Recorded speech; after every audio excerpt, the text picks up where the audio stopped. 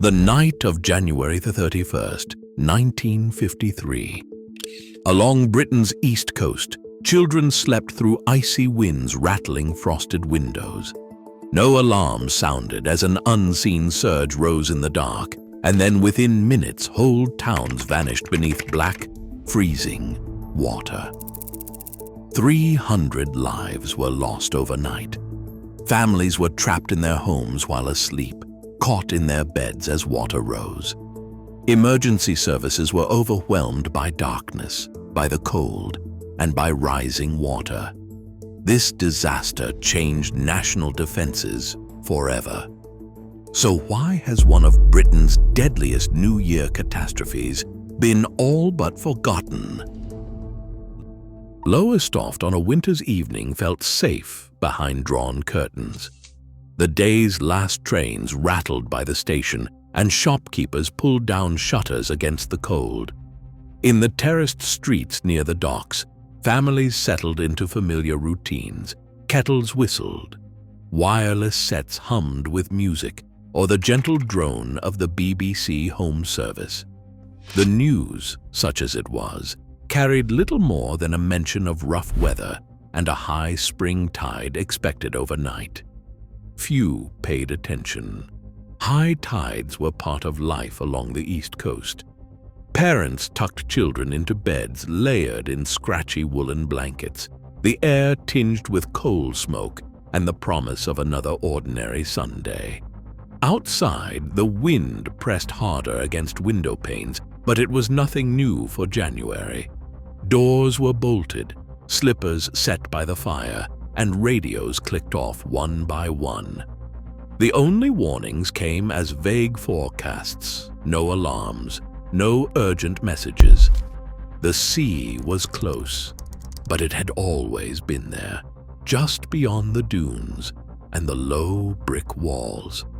Some neighbors swapped stories about the last big blow, but most believed the defenses would hold. After years of rationing and slow repairs, the town had learned to accept what it could not change. Children drifted to sleep listening to the distant horns of ships on the North Sea.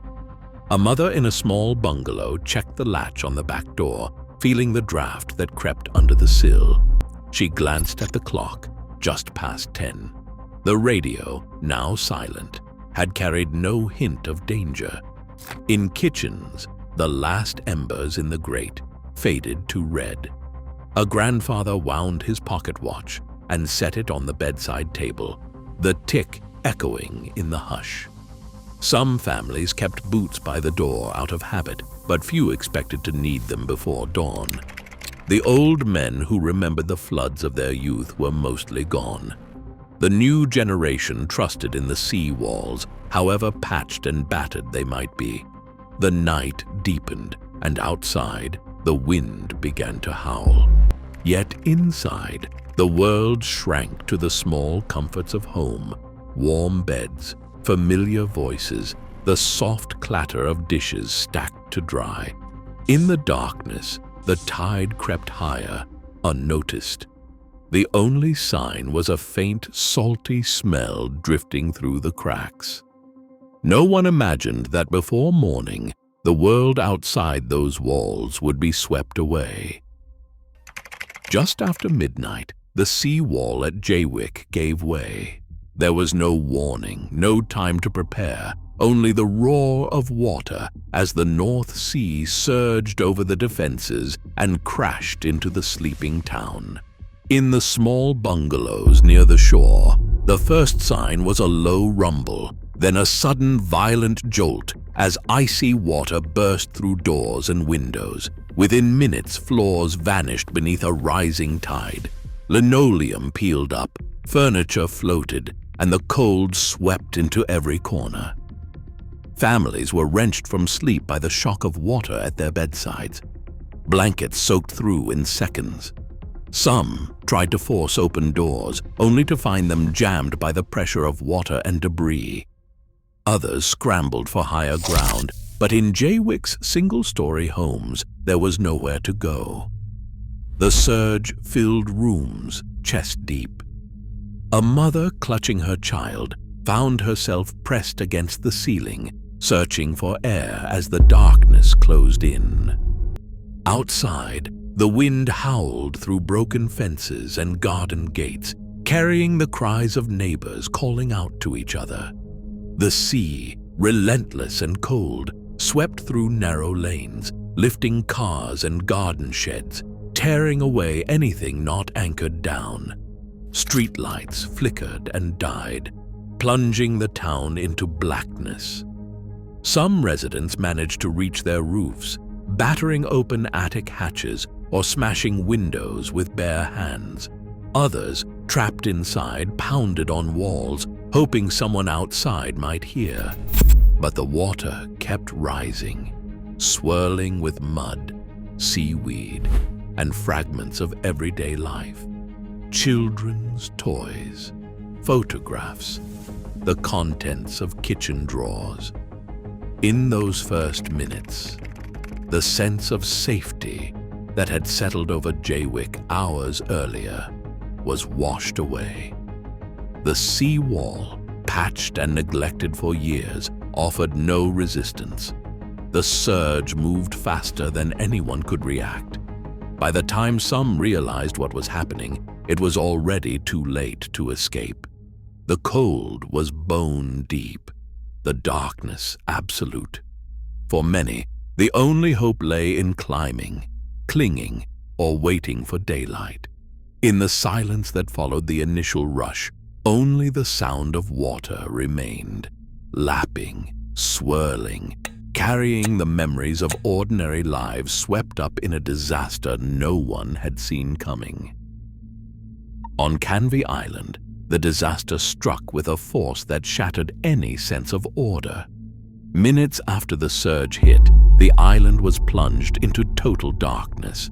The power grid failed almost instantly, leaving more than 11,000 residents without light or heat as the cold seeped through every wall.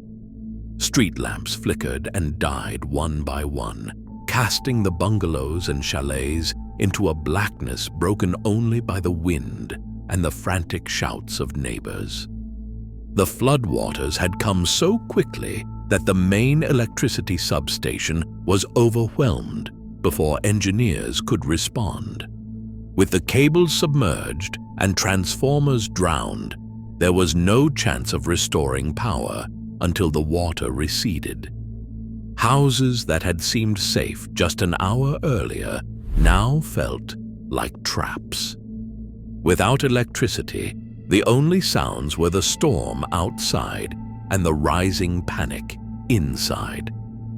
Communication collapsed just as swiftly. The telephone exchange, already strained by the weather, fell silent as the lines shorted out. Calls for help never reached the mainland. Emergency operators could do nothing but listen to static, while families on the island were left cut off, their voices lost to the night. Even radio sets, once a comfort against the dark, fell quiet as batteries failed and water crept higher. Volunteer crews, men who hours earlier had been finishing late shifts or sharing a pint, gathered at the edges of the flood. With no working phones or radios, they relied on word of mouth and their own instincts. Some tried to wade through the freezing water, carrying lanterns or torches that guttered in the wind. Others commandeered tractors and lorries, engines sputtering as they pushed through flooded lanes in search of stranded families. Roads that had connected Canvey to the rest of Essex vanished beneath the tide.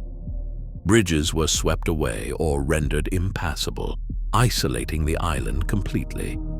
Rescue teams on the mainland could only watch the distant glow of torches on the roofs, unable to reach those in peril. For the people of Canvey, the blackout was more than a loss of light. It was a severing of every link to the outside world. Inside the homes, the cold deepened. Without power, coal fires sputtered out and pipes froze. Candles were scarce and the damp crept up the walls. The silence of the phone lines and the dead radios made the night feel endless. In that darkness, every minute stretched, and the only certainty was that no help was coming soon. The island's isolation was absolute, and for those trapped by the rising water, survival depended on whatever could be done in the dark.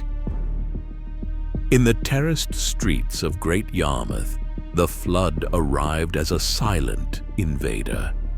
Water seeped beneath doors and along the cracks of old brickwork, finding its way into bedrooms where families slept, unaware of the danger rising outside. The first sensation was often a chill, icy water lapping at ankles, soaking through mattresses, turning sleep into panic. In one narrow terrace, an elderly couple woke as their bed began to float. The husband, disoriented, tried to stand but slipped into water up to his chest. He called for his wife, who clung to the bed frame, her nightdress heavy and cold. The darkness pressed in, broken only by the sound of neighbors shouting through the wind. Across the street, a young father forced open a window, calling out for help as water climbed the stairs.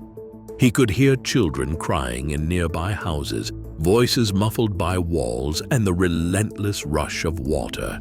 In these moments, survival depended not on official rescue, but on the people next door.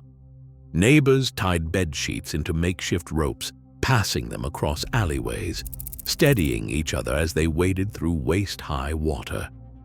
In some homes, families climbed into attics, hammering at roof tiles with whatever they could find, shoes, chair legs, even bare fists, hoping to break through before the water reached them. On the outskirts of Lincolnshire, the flood moved with a different kind of quiet. Farmhouses stood isolated, surrounded by flat fields that vanished beneath the tide. An elderly couple, both in their 70s, woke to the sound of water slapping against the walls. By the time they reached the door, the hallway was already knee-deep. The man tried to open it, but the pressure from outside pinned it shut. They retreated to their bedroom, water rising past the window ledge, soaking the rag rugs and swelling the wooden floorboards. The couple climbed onto the bed, holding hands as the water crept higher, the cold biting through their clothes. In the darkness, they listened for any sign of help, a lantern, a voice, the engine of a tractor. But the only sound was the wind rattling the eaves. Elsewhere in the fens, a neighbor braved the flood in a battered rowboat, guided by the faint glow of a candle in an upstairs window. He called out, his voice nearly lost in the storm, and found a family huddled on a dresser, their dog barking at the water swirling below. He ferried them to safety, making trip after trip through the black water, his hands raw from the oars. In Great Yarmouth, a dock worker smashed through a back door to reach an elderly neighbor trapped in her kitchen, lifting her onto his shoulders and carrying her through the flooded streets to higher ground. The water did not discriminate. It filled parlors and pantries, swept through kitchens and bedrooms, leaving behind a silence broken only by the sound of neighbors calling out to each other. In every town and village, ordinary people became rescuers, risking their own lives to pull others from the dark. For many, the night was spent perched on rooftops or huddled in attic corners, teeth chattering, waiting for the first light of dawn. The flood reached bedroom height in some inland farms, leaving families stranded for hours before help arrived. Each act of rescue was quiet, often unseen, but it was these moments of neighborly courage that carried so many through the longest night of their lives. When daylight finally came on Sunday, the scale of the disaster revealed itself in cold numbers and silent streets. Officials moved from house to house, marking addresses on sodden lists and counting the dead where they found them. By the end of that first day, the toll stood at 307 lives lost across England. In Essex, the names of whole families appeared on hastily written registers. In Norfolk and Suffolk, the task of recording the missing fell to police constables and parish clerks working in borrowed boots, their hands numb from the cold. The floodwaters had receded in places, leaving behind a landscape of ruined homes and empty cribs, water lines scarring the walls. News dispatches carried only the starkest details: how many perished, how many were still unaccounted for, how many homes were now uninhabitable. Lists of the dead grew by the hour, each name a life ended in the night. The official record could not capture the quiet devastation left behind, but it was all the authorities had to offer as they began to piece together what had been lost. In the aftermath, the landscape became a gallery of silent witnesses. Clocks in parlors and kitchens, their hands frozen at 1:26, marked the exact moment the water claimed each house. On farmhouse walls, the tide left a brown stain just below the family photographs, a permanent reminder of how high the sea had reached. In the fields beyond the villages, the salt had turned the earth pale and lifeless. Rows of turnips and winter wheat, once green, now lay flattened and rimmed with white, the harvest ruined for seasons to come. Livestock carcasses dotted the ditches, tangled in barbed wire or stranded on the crowns of embankments. Along deserted lanes, a child's pram sat half submerged, its wheels caked in silt, a sodden blanket still inside. In some homes, the only sound was the drip of water from the rafters onto ruined carpets. The flood had swept away more than buildings.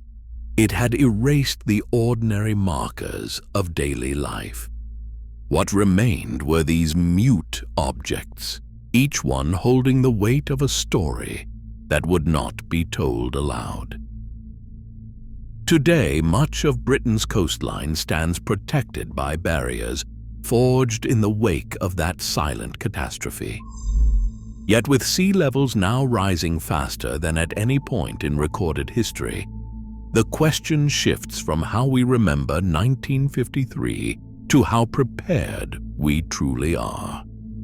The cost of forgetting is not just lost memory, it is risk. For those who live by the water, history never stays buried for long.